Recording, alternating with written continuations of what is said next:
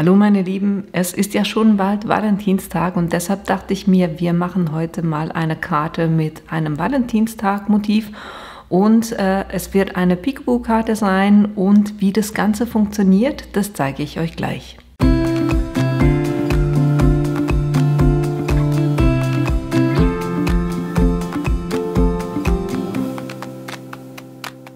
Damit ihr seht, was wir heute machen werden, das ist so eine Peekaboo-Karte. Warum Peekaboo?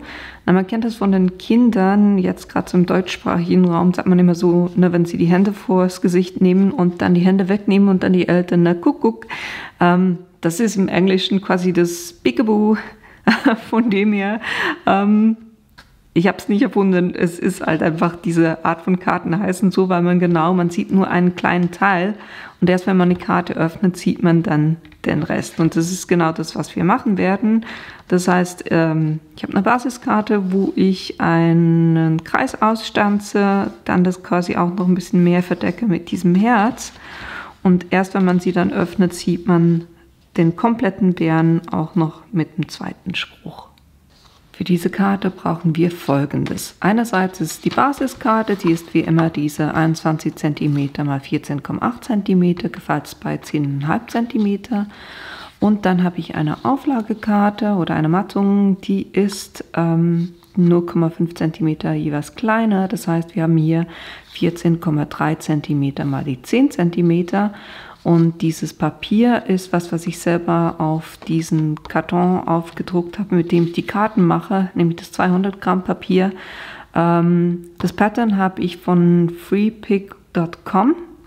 Könnt ihr mal drauf gucken. Ich finde das super, da kann man echt die Patterns selber aussuchen und dann herunterladen und selber ausdrucken. Also von dem her habt ihr das Designpapier dann so immer an der Hand. Was wir weiter noch brauchen, ist ein Stempelset. Habe ich hier diesen süßen kleinen Bären und da werde ich auch 2 Sprüche davon verwenden. Das heißt, ich brauche hier, das werde ich einerseits in die Karte stempeln, aber ich brauche auch noch ein Stück Papier, um dann eine Schablone zu machen. Und dann habe ich hier verschiedene Die Cuts. Einerseits hier so ein Die Cut, was wir einen dünnen Kreis ausschneiden wird. Das brauche ich dann zweimal. Das ist von diesem Set.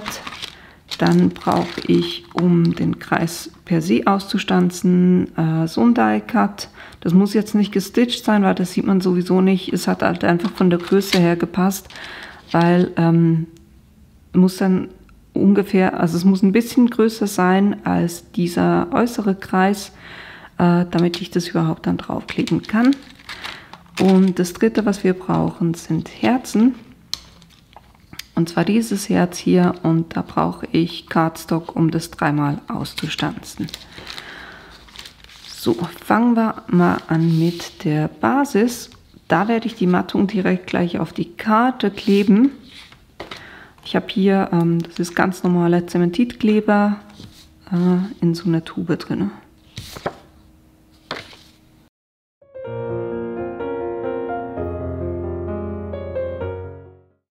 Die bringe ich jetzt mittig auf die Basiskarte drauf.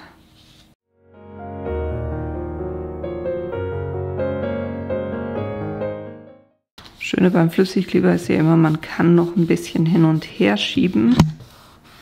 Aber wenn ihr lieber hier mit Doppelklebeband arbeitet, könnt ihr natürlich auch das machen.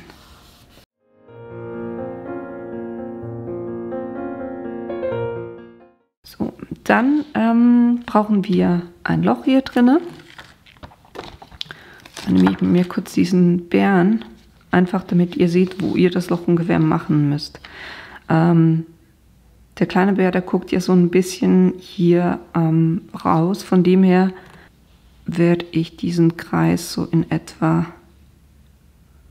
so machen, kann noch ein bisschen runter, damit ich oben und auf den Seiten genug Platz habe, also ungefähr hier. Klebe ich mir kurz fest. Dann schneiden wir das mit der Big Shot aus. Und da müsst ihr drauf gucken, dass ihr die Karte öffnet Nicht, dass ihr dadurch beide Lagen durchschneidet, sondern wir wollen das Loch ja nur auf dem oberen Teil der Karte.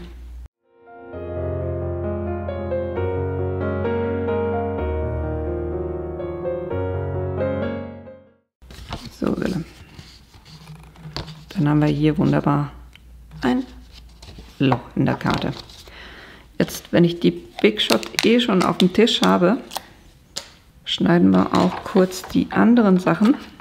Und zwar brauche ich eben das Herz dreimal. Das heißt, das schneide ich mir hier kurz dreimal aus.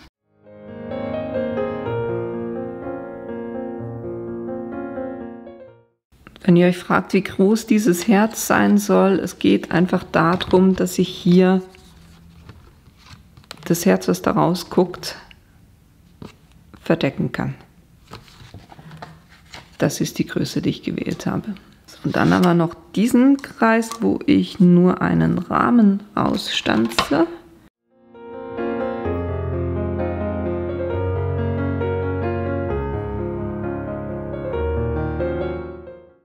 So, dann haben wir das, diese 3 Herzen, die beiden Rahmen oder äußeren Kreise. Die Sachen könnt ihr entweder wegschmeißen, ich bewahre die meistens auf, weil ich damit vielleicht noch ein anderes Projekt mache. Jetzt gerade so die sehen eigentlich noch cool aus. Mal gucken, ob ich da etwas damit anstellen kann. Dito für das, was wir hier ausgeschnitten haben. So, jetzt stempeln. Damit ich weiß, wo ich den Bären hier anbringen muss, werde ich mir hier mit dem Bleistift kurz diesen Kreis nachzeichnen. Den kann ich nachher wieder ausradieren. Das ist eine, was wir stempeln müssen, plus auf ein Herz kommt ein Spruch. Das machen wir jetzt auch gleich. Das heißt, ich lege mir die Karte hier offen ins Stempeltool rein.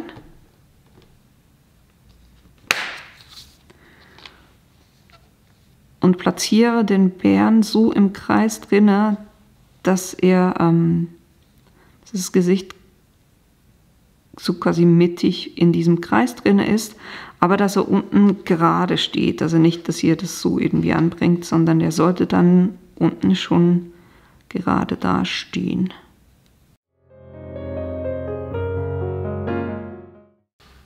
Das Ganze stemple ich mit der StarZone, weil ich werde heute mal was anderes machen, nämlich nicht mit den Copics kolorieren, sondern ich werde mit Aquarellstiften kolorieren, und da die wasserbasiert sind, nehme ich hier das StarZone-Kissen.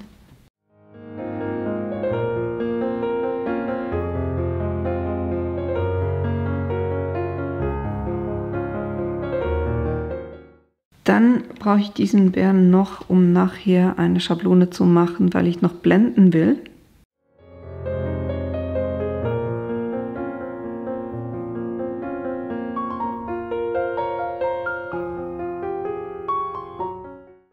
Und Stempel immer kurz reinigen. Ne? Ich nehme hier immer die Baby Wipes. Und jetzt will ich auf einem der Herzen noch einen Spruch haben.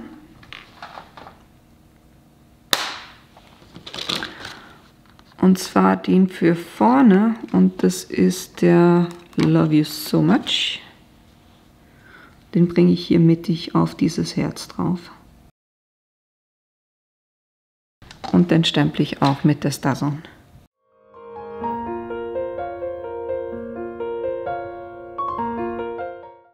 Wir werden das Stempeltool nachher noch einmal brauchen für den zweiten Spruch, aber vorerst könnt ihr das dann kurz weglegen. So, jetzt nehmen wir diesen Bären, den wir einfach so auf ein Papier gestempelt haben, und ich gehe hier kurz so ungefähr auf der Höhe der Hände, gehe ich hier rein. Und dann muss ich Fuzzy Cutting machen, weil ich den Bären oder die Silhouette des Bären fürs Blenden brauche. Und wenn ihr Fuzzy Cutting macht, es geht immer einfacher, wenn ihr nicht die Schere dreht, sondern das Papier quasi mit eurer Hand um die Schere rum dreht.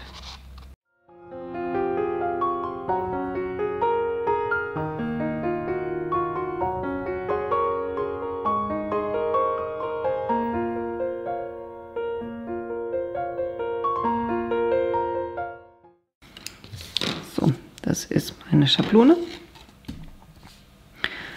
dann können wir hier kurz auch schon ein paar Sachen zusammenkleben.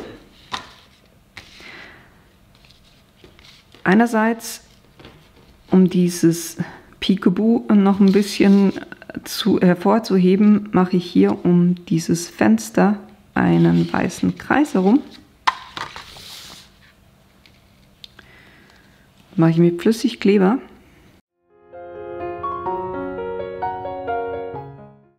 Und bringe diesen Kreis hier mittig drauf, damit es den ausgeschnittenen Kreis verdeckt.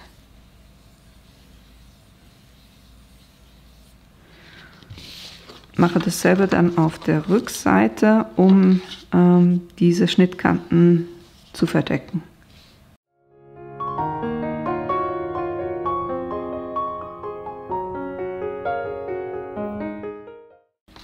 So, und dann haben wir hier eine schöne Ausbuchtung. Was ich auch gleich mache, ich klebe, um den vorderen Spruch so ein bisschen zu verstärken, klebe ich hier ein zweites Herz dahinter.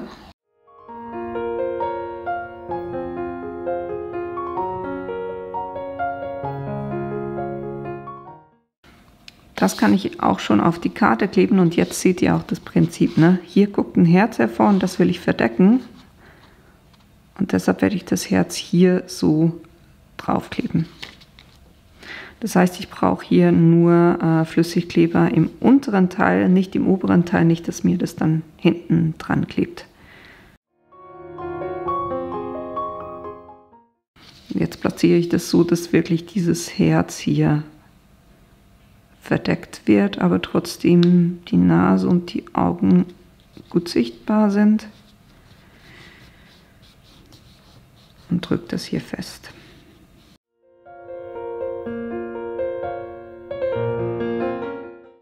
So, das ist die eine Seite und von innen, um diese Rückseite von diesem Herzen abzudecken, klebe ich auch noch ein Herz drauf.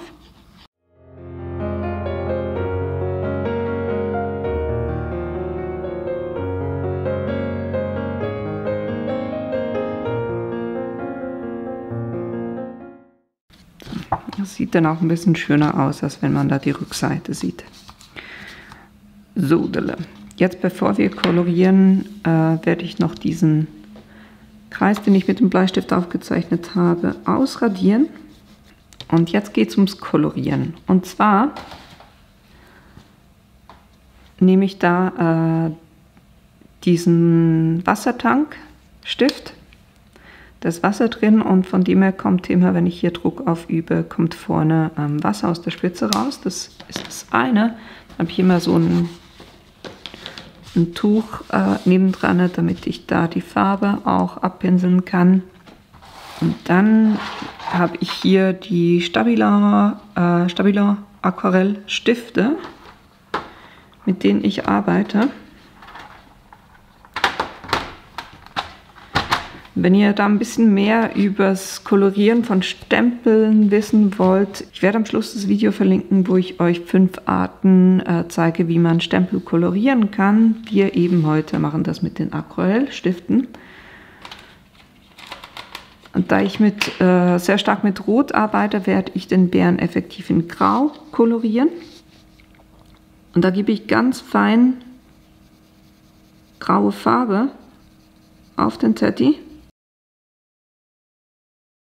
Da müsst ihr wirklich nicht stark reindrücken, sondern es geht einfach darum, dass da Farbe drauf ist.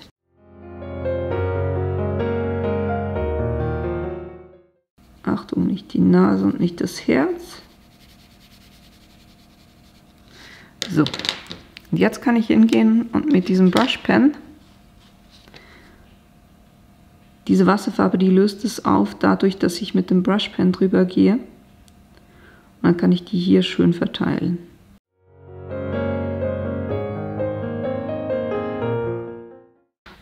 Um die Schattierung zu machen, gehe ich direkt mit diesem Brush Pen auf den Stift drauf. Und weil das Herz ja höher ist als der Teddy,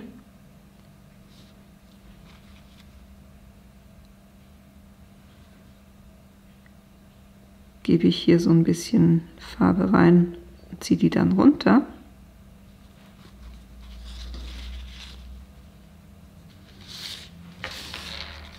Dasselbe ist beim Gesicht der Fall.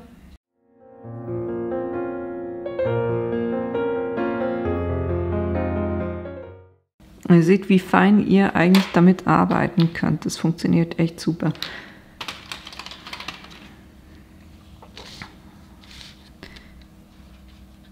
Dann die Nase mache ich direkt mit dem Stift.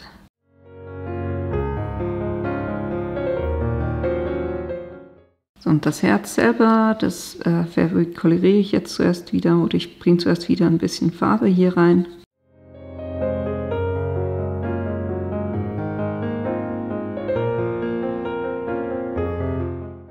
So, das war jetzt auch schon der ganze Zauber mit der Wasserfarbe. Das lasse ich jetzt kurz trocknen, bevor ich zum nächsten Schritt komme. Und wenn das dann trocken ist, dann können wir auch hin und ich will hier hinten dran noch so ein bisschen Rot haben. Deshalb habe ich das auch gemacht mit dieser Schablone. Das heißt, ich kann das jetzt hier drauflegen. Und hier unten hier unten kommt ja noch ein Spruch und da will ich, dass der wirklich auf weiß auf weiß ist. Deshalb halte ich das hier fest, plus die Schablone.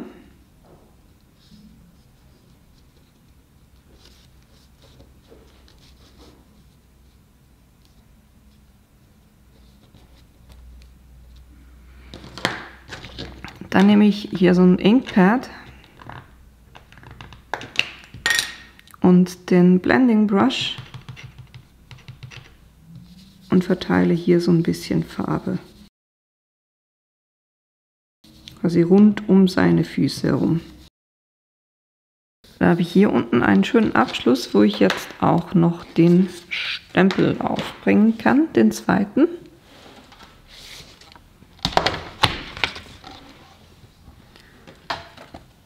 Und zwar ist es dieser hier, From the Bottom of My Heart.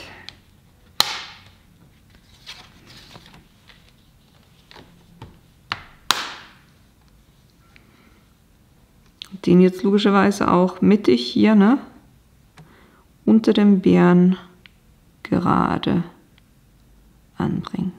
Und das stemple ich auch wieder mit der STAS-On.